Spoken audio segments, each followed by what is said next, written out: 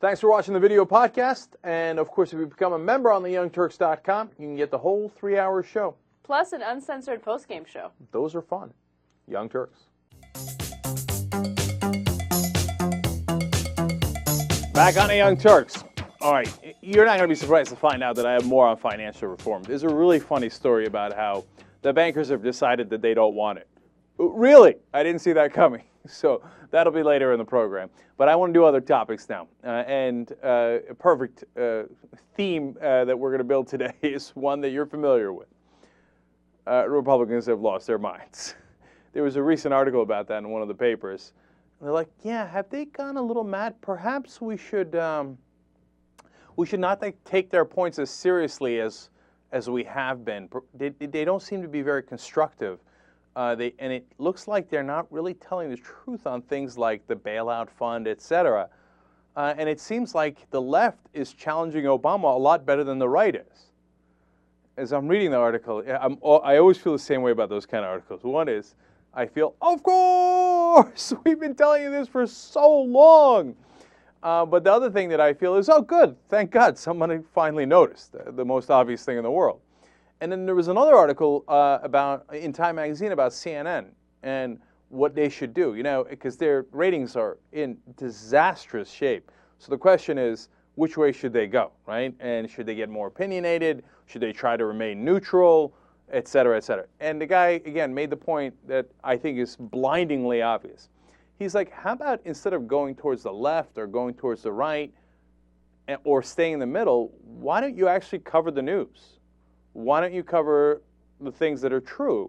Now, that means that you have to give up on your nonsense neutrality and, oh, we have no bias, I promise we have no bias. Republicans said this, Democrats said this, we're 50-50 on it. That's not news, that's retarded. So what you should do is cover the actual news, because you're supposed to be a news network, and then maybe, you know what, people might watch. At least you'd be doing your job, and that would be a huge step forward. Felt the same way about that article, which was, of course, that I've been saying for, I don't know, I think as early as we began the show in 2002, right? So for the last 8 years I've been saying that. And again, it was refreshing to see in Time magazine. So now, crazy Republicans. Well, first, we're going to start with Taking Back America rally that Glenn Beck was headlining in Texas. It's so funny because the largest progressive conference used to be called Take Back America. So now the Republicans are like, no, we need to take it back. So they're doing their own rallies inspired by Glenn Beck. So Beck, of course, has his usual Looney Tunes quotes. He says, do you believe this is God's land? I thought that was Jerusalem. I get confused about which land God wants. And by the way, does that mean that Peru is not God's land? Like he doesn't care about Peru? Or, I don't know, Botswana or Lithuania. It's like, yeah, I'm not really that interested in that. America I care a lot about. Jerusalem and America. Can you imagine if God was that parochial? I mean, he's got the whole universe to tend to, but he's worried about different nationalities. All right, anyway, he says, do you believe this is God's land? Do you believe our Constitution was divinely inspired? No, I don't, not at all. Okay, I believe it was written by a bunch of guys who didn't actually believe or the same things you believe, Glenn Beck, at all. They were, at best, deists. They were not the fundamentalist Christians. In fact, they made a secular country, divinely inspired. It's not like as Madison was writing the Constitution, he was like, God, what do you think I should write for the Third Amendment?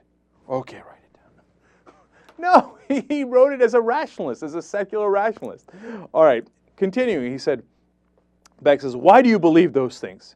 If God is with us, who can possibly stand against us? The answer is no one. It's almost verbatim speech from Osama bin Laden. Now, I'm not saying Beck has caused the same kind of harm that bin Laden has, but the language is nearly identical. They say, God is with us, and if God is with us, then who can stand against the mighty Allah/God? It's nonsensical. How do you know God is with you? What, did he whisper it in your ear? Are you a prophet? What does the Picard say? Whose side is he on? Right, I love that Star Trek reference. Anyway, so now that's Glenn Beck, but we're just getting warmed up. Representative Louis Gohmert, also spoke up. He's one of my favorite congressmen. He's a Republican from Texas. This is the guy who earlier had said that Washington, and I'm not kidding, had been invaded by demons, and that's why the Democrats passed health care reform. I wonder how that worked. Do they snatch up the Democratic representatives' bodies, souls, to get them to sign?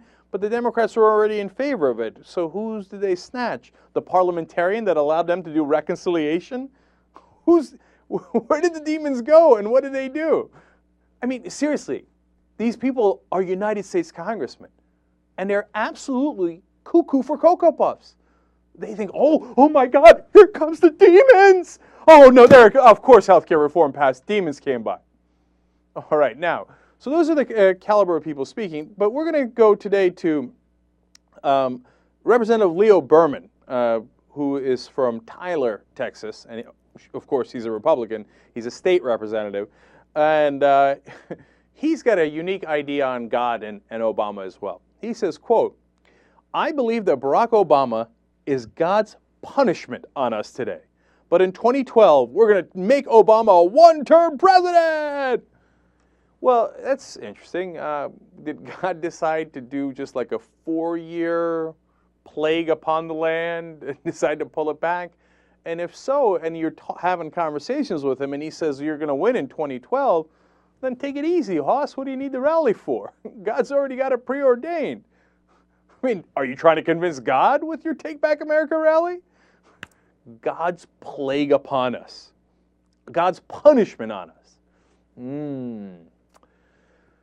Well, I do feel quite punished for being a naughty, naughty boy.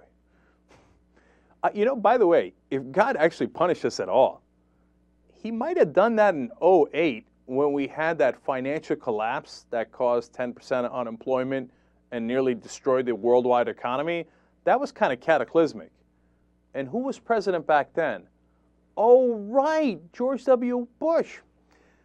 God's a funny dude, man. He's got a funny way of showing us he doesn't like Obama but liked Bush.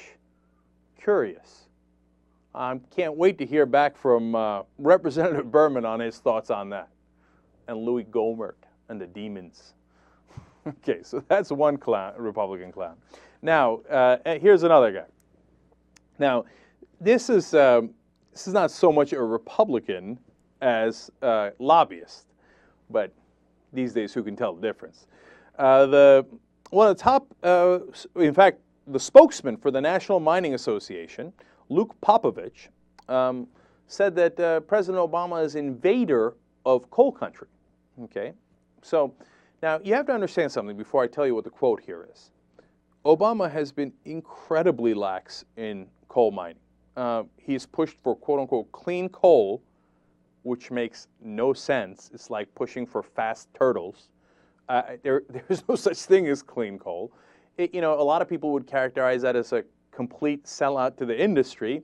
Now, and others who want to defend Obama will say, oh, you don't understand the politics of the Senate. There's too many senators from the coal states, and they're Democrats, and when they join with the Republicans, Obama can't do anything, la, la, la, la. Okay, you can make those excuses or rationalizations or justifications, however you want to frame it, right?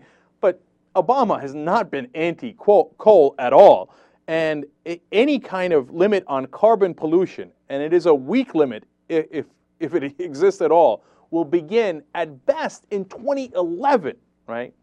But to be fair, Obama was mad after 29 miners died in a massive accident in the Massey Energy's mine. So he said, hey, you know what? From now on, we're going to take your safety violations a little more seriously so more people don't die. So hence, the spokesman for the National Mining Association, Luke Popovich, says this: "You'd be hard-pressed to find a president whose actions have been more warlike on coal. There are those who say the president has parked his tanks on our front lawn, and it's hard to dispute that." He parked his tanks in front of your lawn? What are you talking about? He's been incredibly soft to you. He's doing the safety checks after 29 people already died. What did you want him to do? Oh, all right, good job, pat on the back. When are you going to kill the next miners? And by the way, after your industry caused the deaths of 29 guys, and that's just the latest accident, among a string of accidents that's killed dozens of miners, right? I wouldn't really use a war analogy. And that's the first thing I thought of. And then West Virginia blogger Clem Gutata said the same thing. He said, quote, "Some friendly advice, Luke. Before you trump up the war illusions, you might want to tally up the body count of coal miners with the members of your National Mining Association." Of course, one of the biggest members of that association, Don Blankenship, the CEO of Massey Energy, the one that had and continues to have dozens of safety violations. Well, they had hundreds. They continue to have dozens pile up every single week. As 29 of his miners died in that accident, 2 had been burned alive a couple of years ago, and he had a 300 million ton of toxic coal dumped in a river that was one of the worst environmental disasters in the country. And when Obama barely checks that, he's parked his tanks on their front lawn. You can't negotiate with these guys. You can't reason with these guys. I wish Obama would take out the tanks. Not literally, but politically. And say, oh yeah, you want to keep, ignoring safety procedures and having the miners die? All right, well, let me go to work on your ass. You clean coal, guess what? No fucking thing is clean coal. Fuck off. All right, here's the new regulations. Okay, strict carbon pollution starting right now. Okay, limits on carbon pollution. What are you going to do, Massey? What are you going to do, Blankenship? What are you going to do, Luke Popovich? My guess is he's not going to go in that direction. Tanks. Took out a water squirter and squirted him in the eye, and they're like, oh my God, he's starting a war! He's starting a war! Man, when I talk about that coal mining thing, I get worked up. You know why? Because people died. It tends to make me a little angry. Apparently, to these guys, they just want to keep business just as it was before. Business as usual. By the way, I wonder if Luke is at all related to the coach of the San Antonio Spurs, who, by the way, is an excellent coach and is also a bit of a dick. Okay, I really respect the Spurs, but Popovich had this great quote. I was watching the Mavs game, a little aside, as you can tell, during the weekend. And the Spurs are dirty, okay? They're clutch, they're winners, they're great in a lot of ways, but they always play dirty, right? So then, by the way, the Mavs send in, who was it, Nahara? And he hasn't played at all. He just came in and just clotheslined Manu Ginobili. And he's like, oh, you want to keep fouling? We can foul too, right? And he got ejected. Anyway, to keep this aside short, they asked Popovich, hey, the game's been really rough. Did you guys tell your guys to calm down a little bit, or are you going to let them play? He said, they're grown men. You know what that means? We're going to keep on coal mining. Okay? Bring me more coal. Yeah. Popovich is not going to check them. Either Popovich. So, anyway, now, I got another loathsome Republican for you. And his name is, well, look, you know what? Let me walk that one back, because it's a little unfair because he's so crazy and extreme to paint him with the Republican title, okay? It's Scott Roeder, the guy who was the abortion doctor killer, right? And Scott Roeder is now crying himself a river. When he was a tough guy when he had a shotgun in his hand. He was a tough guy when he was killing unarmed people. But now that he's in court, of course, you get a lot of this. And so he's filed a petition saying, I need to be released. Now, that's what defendants do, right? But here's an important thing you need to know. He was convicted of murder. And so he says, no, keeping me in jail while I'm doing my appeal burdens my presumption of innocence, and so I need to be released. They're being unfair to me. Well, you know what else burdens your presumption of innocence? Being convicted. That kind of burdens it. You were convicted of murder and sent away. You don't even have the possibility of parole for 50 years. No, we're not going to let you go. You don't have the presumption of innocence anymore. Now, look, are you allowed to do your appeal? Of course you are. No matter how loathsome I find you, I'm not a Republican or a conservative. I believe in the American justice system, and the American justice system is what convicted this killer in the first place. We didn't need to send them down to Guantanamo Bay. We did the job right here. But also as part of that system, if you're convicted of murder, here's where you stay, in jail, while you're doing your appeal. You don't get released. And he says, oh no, the judge is being unfair to me, boo-hoo. You know, I should have more rights than this. Well, you didn't really have much of a, didn't give, you know, Dr. Tiller very many rights when you shot him, and didn't ask him about anything. And he says, the prosecutors, I love this part, have made libelous allegations against me. Yes, they've called you a murderer because you were convicted as such. Well, that's not libelous after you got convicted. What do you want the prosecutor to do? Well, we'd like to refer to the defendant as perhaps someone who might have ended the life of another. No, you're brought up on murder charges. I mean, how much clearer does this need to be? But I will give him one thing, okay? He says that the people who are coming to visit him and writing to him, they're being investigated or looked into. I don't believe him, right? But if I was a judge, I'd look into that, because I don't think that should happen. I don't believe in guilt by association. I don't believe in, if family members or friends are visiting him, they should be investigated. I don't believe Scott Roeder at all. But if I was a judge, just to cover our bases, I would say make sure that that's not happening, because I don't care who it is. You shouldn't do that, because it's not about Scott Roeder. In that case, it's about the people that are coming to see him or write to him. That's totally different. But when it comes to Scott Roeder, you can cry me a river, but you're going to have to do it in jail for at least the next 50 years. So good luck to you, except I don't really believe that. I believe you should have the worst kind of luck. All right, now, I want to do Arizona. We got to take a little break here. Come back. The fight is on in Arizona, and that ought to be really interesting. Young Turks.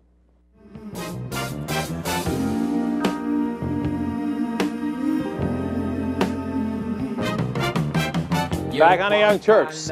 Before we get to Arizona, real quick, that Time Magazine article that told CNN, hey, you might want to actually report the news. Just want to give credit to the writer there, because I thought it was a really good article. It's James Ponovosic, if I've got that right, and I'm sure I don't. But a very good article by him. All right, now, we've got ourselves a bit of a mess in Arizona. They passed this new law saying that it's a state crime to be an illegal immigrant, and that the police must ask for documentation. They say that it is not based on race, but they leave it incredibly vague as to what it is based on, that the cop should have a suspicion that someone is there illegally.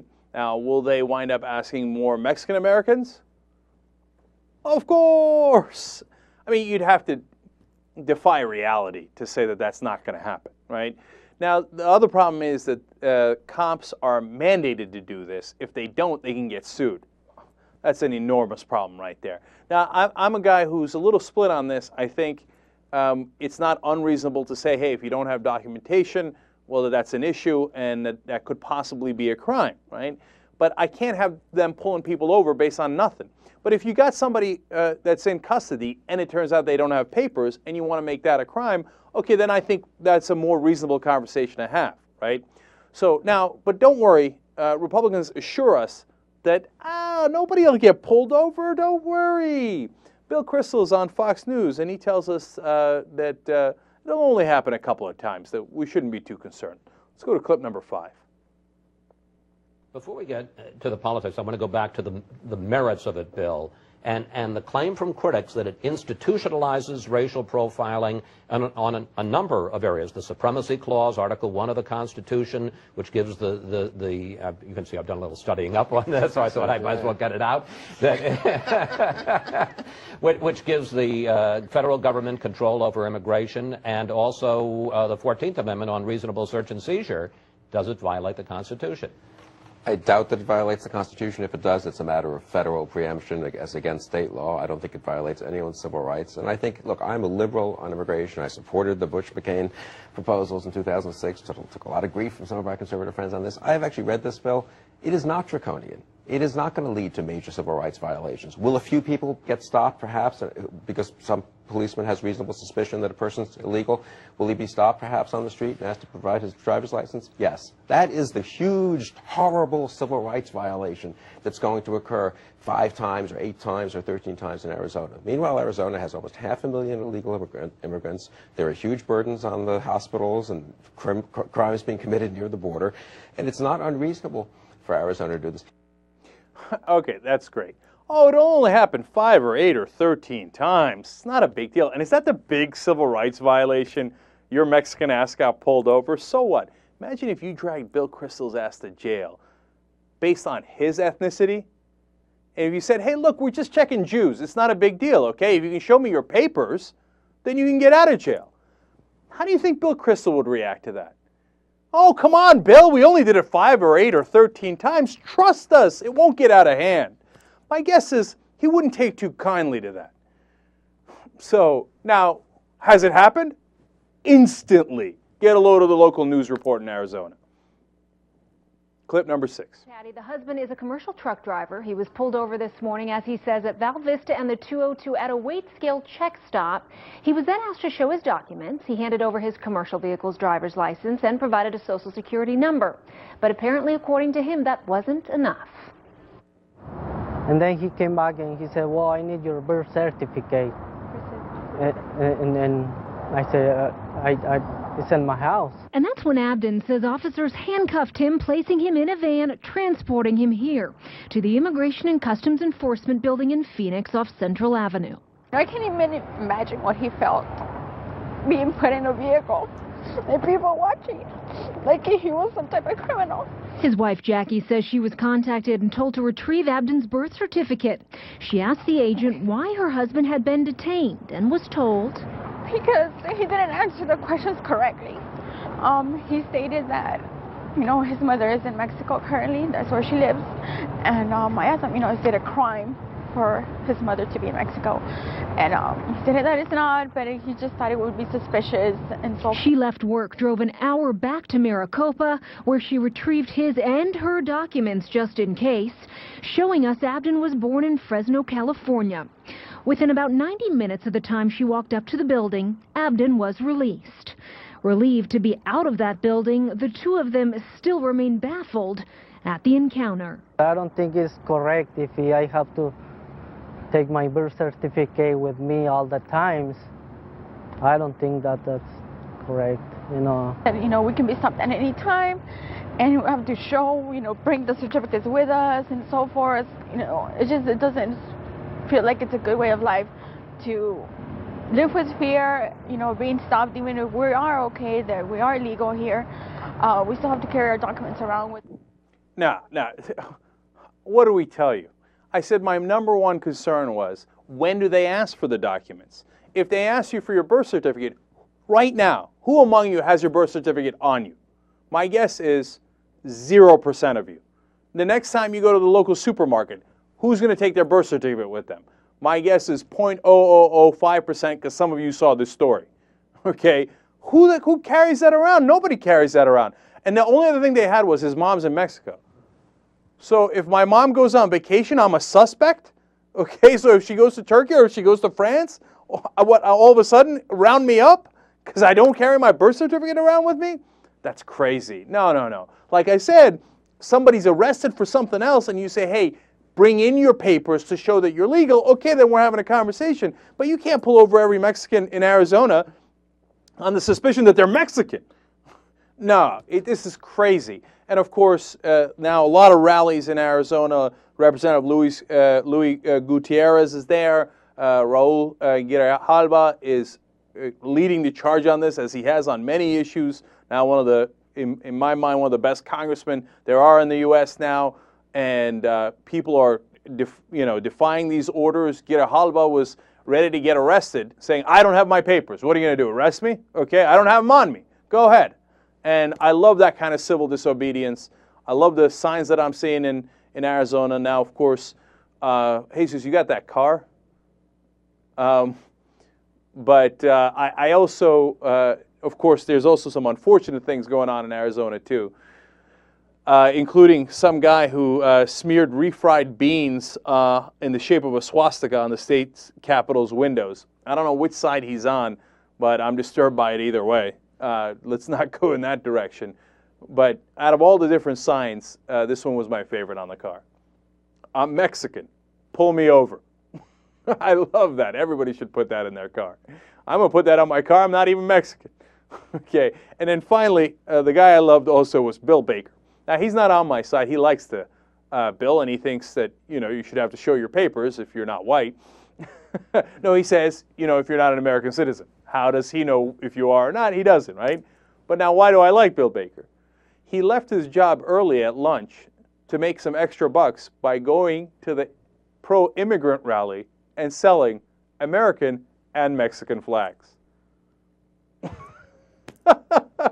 That's the American spirit, baby. He's like, yeah, these damn Mexicans. Hey, Mexican flags over here. Looking to make a buck. Gotta like that spirit. Providing a service for the people. That's the free market at work. All right, Young Turks.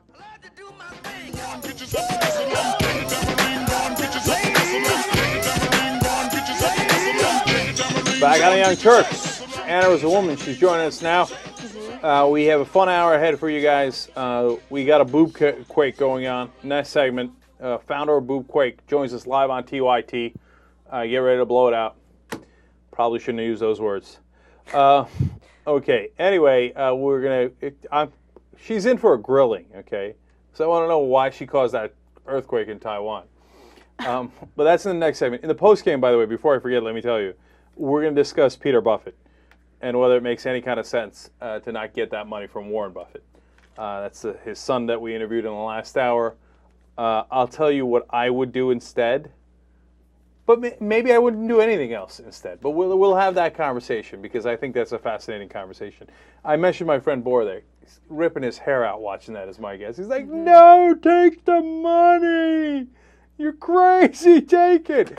All right, so that's in the post game. And then, of course, we have our fair share of penis stories today. And the one from Indonesia is stunning. Okay, It is stunning, it's yes. stunning. All right, we can get to that in a second. But first, I don't know if you guys saw this. Fantastic article about the Young Turks in The Guardian. Okay, I like to think too much. All right, so here's the story. It makes us look like badasses, which we, of course, are. My friends love the picture of us, like looking like Siktirlan, right? And so that's cool, and we love that they hired it. And but the thing that I like most about it is how good a job they did of explaining the TYT Army. Mm-hmm. And they're like, no, you guys don't understand. It's coming. It's coming to your house. Okay, it explained how we hire from the TYT Army, and that's the only guys we hire. And now I'm getting emails, and then it had my challenge to the networks. Here, let me give you some of my quotes because they were brilliant. No, just to give you a sense of the article. Before, if you got on CNN or ABC in America, that was huge, and that was the best thing. If you were a cable station, it was great. They always bragged about, we're in 72 million homes. Now I think, so what? YouTube is in every home. Elbow from the sky. That was probably the best quote out of the entire article. I mean, there are other good quotes sprinkled in there, but that was my favorite. And I also loved how strong TYT Army is and how that was perfectly described in the article. No, it's over. And we're putting the link up to the article on YouTube next to this video. So go check out the article, read about it. It's fantastic. It talked about our expansion. It also talked about how much money we make. Oh. Yeah. Okay, so that's interesting. And like I said, I just love the focus on how the TYT Army is going to conquer everything and how much we care about it. I'll give you one more quote there. This is my favorite quote. I said, the viewers are the Young Turks. Uh-oh. So, Guardian with a great article. Mm-hmm. Check it out. Fun for everybody. Go TYT. Okay, now. Oh, by the way, if you're on our website, I presume that's all over our website. That's on the website, right? No one here knows, of course. Okay. But I promise you, if it isn't, it is. It's in the forum section of our website. Okay, forum section, so you can check it out there as well. All right, let's get started, Casper. Yes, I want to start with Hugh Hefner. Hugh Hefner has saved the Hollywood sign.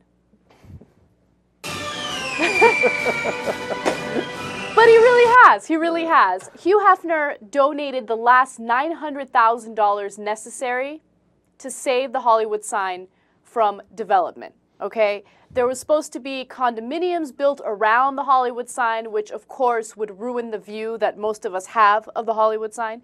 And Hugh Hefner decided, you know what? I am going to give the last $900,000 necessary to buy that land and then donate it to the Griffith Park.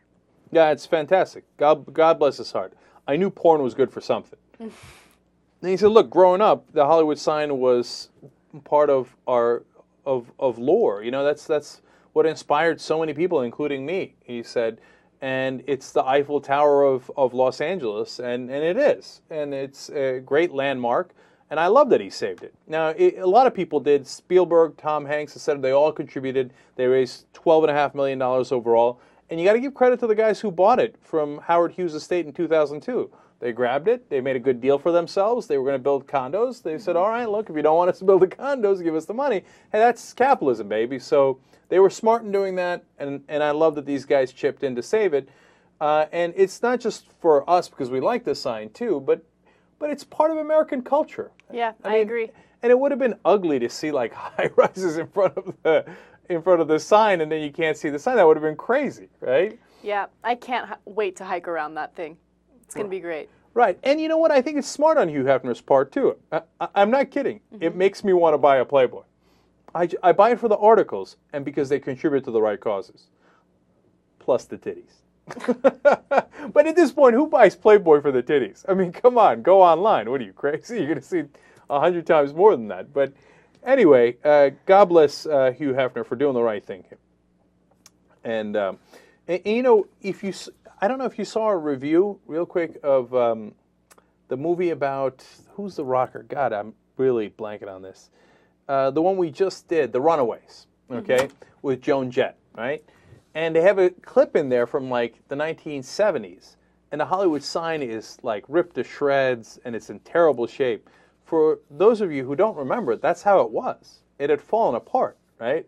And they rebuilt it, and then if it takes money, everything takes money. Like, some people are mad at us because we're doing Netflix ads. Not a big deal, but netflix.com/TYT gets you a free trial membership.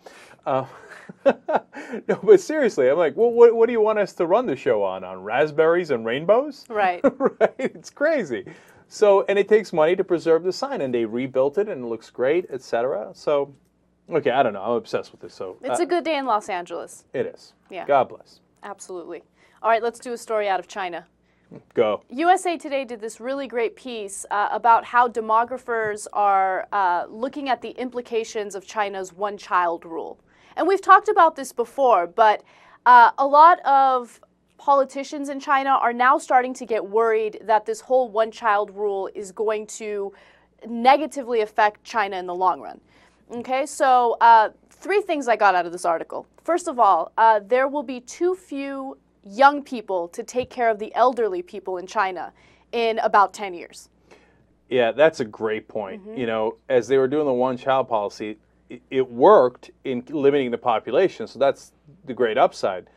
The downside, other than the obvious that you're limiting people to one child, a lot of abortions, etc., then you're shrinking the base that has to support the senior citizens.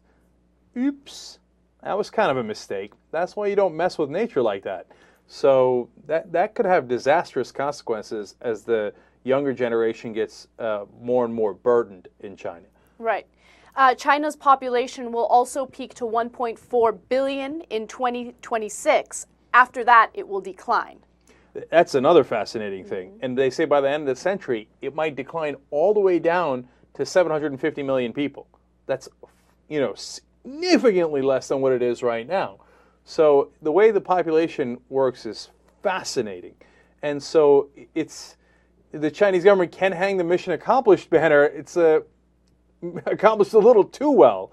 Right now it's going to run into some other extra problems that Anna is going to tell you about. But you know what? This is the time to end it, man. They're having consideration and discussions on whether they should end it.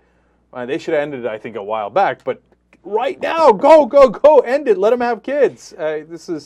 you're setting up disastrous consequences here. What's interesting about that is some officials are worried that even if they lift this whole ban, people are still going to only have one child because of the economic situation there. See, that's where that's why nature's an amazing thing.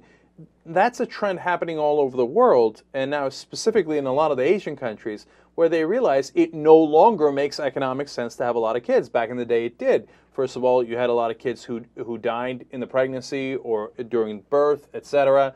And then, second of all, you needed kids for the farms, etc. I'm way oversimplifying, but more kids was economically advantageous in the past. Mm-hmm. Now, as one of the women quoted in the article said, a second kid? How the hell would we have the money to raise a second kid? We barely have enough money for the first kid to get them an education, etc. If we had 2 or 3, they would all get nothing. Okay, so now that's already happened. That's already seeped into the culture in China. That's why, okay, you got to release the hounds, or maybe release the Kraken. Okay, and let them have as many kids as they want, because. And it's not that I want China to be bigger, it's that there are consequences. Point number 3. Okay, so the third consequence I think is the most serious. Okay, the male to female ratio in China. Yeah, you see what I'm saying? This is a big problem. So in 2009, the male to female ratio was 119 males to 100 females. That's a problem because males are having a hard time finding spouses. Yes, and now that leads to an enormous set of problems. Okay, now they have not, that wave is just beginning. Okay, that wave is going to take another 10, 20, 30 years as it unfolds, right? So, number one, you just don't have enough women to get married to. So that, hurts your overall population. It hurts the males in the country, obviously. Number two, it hurts the women, because then there's going to be high competition for the women, and people are now saying they're worried that the women are going to get sold off. And some of those kinds of. Point number 3 is that some sociologists, and that's not in this article, but I read about it earlier, are worried that too many men in a country leads to war. Okay, and that's a fascinating phenomenon too, where they're frustrated, they don't have partners, they don't know what to do, right? And so that triggers a series of events that's too complicated to explain in this short amount of time, that sometimes in history has led to war when there is this imbalance among males and females where there's too many males. And so obviously they're worried about that. Now, it could go in positive directions too. That means probably a lot of Chinese men will migrate out of China. Mm-hmm. And the more intermixing within the world is probably a good thing, right? But they're playing with fire. Absolutely. And I'm afraid as China becomes so powerful over the next 20 years, and they have this terrible imbalance, what that might lead to. Mm-hmm. And I don't know how you solve it when you've got 119 males for 100 women. Right, and it's only going to continue getting worse. And they're the most populous country in the world with that kind of a gigantic problem. We hope they figure out how to solve that, but solution number 1 is get rid of the one-child policy. I can't believe they still have it. It's crazy. All right. All right. Let's talk about penis enlargement. Go. This is my favorite story of the day because too. I didn't know it was happening. So I didn't know. Now you know. In Indonesia's Papua, men who undergo penis enlargement procedures will not be allowed to join the police force. Well, obviously. Right. That's because it causes a hindrance during training. But look, that in and of itself is hilarious and interesting, right? But then you learn about what their penis enlargement procedure is, and it's mind-blowing. Hold. Prepare to get your mind blown in a second, okay? But first, I love that. Apparently it works so well. It's so gigantic that it hinders their police training. I'm like, Jesus, what is this thing? And can we get it out of Indonesia and to the rest of the world, right? Not that I need it, of course. I'm cool. I'm just saying for my other brothers, trying to help some of them out. So I thought instantly, my ass. It's not a hindrance. That's ridiculous. They're using it as an excuse. And of course, it turns out it's from this particular region. And they've been doing this for a long time, this Papua. I'm not sure how to pronounce it either. And so it's a way of discriminating against that region because they don't want people from that region. But I love their excuse. Your cocks are simply too large. we can't have you in the police force, right? Now, if they use that excuse against me, I might be like, well, what am I going to do? Okay, guilty as charged. No. Now, how do they do it? Okay, so what they do is they wrap their penis with leaves from the gatal itchy tree, so it swells up like it's been stung by a bee. Oopsie doopsie. That's just wrong. A little less appealing now. That's definitely a hindrance during police training, because you're like, oh, I gotta go in the corner and scratch a little bit. But they didn't use the scratch excuse. They used the too big excuse. Right. So apparently the itchy tree is not something I want to wrap around my member. Okay, so but another thing is, apparently it swells up like it's been stung by a bee. That's not the kind of enlargement anybody's interested in. Is that the direction people want to go? I don't know. Man, that sounds really uncomfortable. Not only for the guys, but then think about it for the girls. Right, and yeah, that's true. Wouldn't that cause her to itch too? I don't even want to think about it. That doesn't sound fun. Okay. I'm against this penis enlargement procedure. But would Dr. 90210 be in favor of this, because this is homeopathic, isn't it? Oh, that's a gatal is totally homeopathic. It's awesome. Okay, so high five. Do you know? By the way, just on a little tangent, every single time he tried to high five you, you had no idea what was going on. What is high five? What? No, I don't want to high five people in the middle of an interview. It's crazy. You would leave him hanging for at least 3 seconds. I was You were like, super awkward. Okay. Okay, nothing against him. I really like the guy. Really, Yeah. It was funny. That's all. Okay. And Wendy wouldn't believe me that he was in favor of natural solutions. He talked about it throughout the entire interview. So I made her watch the interview because she really respects him. Because like she watches Dr. 90210. I had no idea. Oh, right? that's funny. She's like, you had Dr. 90210 on the show? Okay.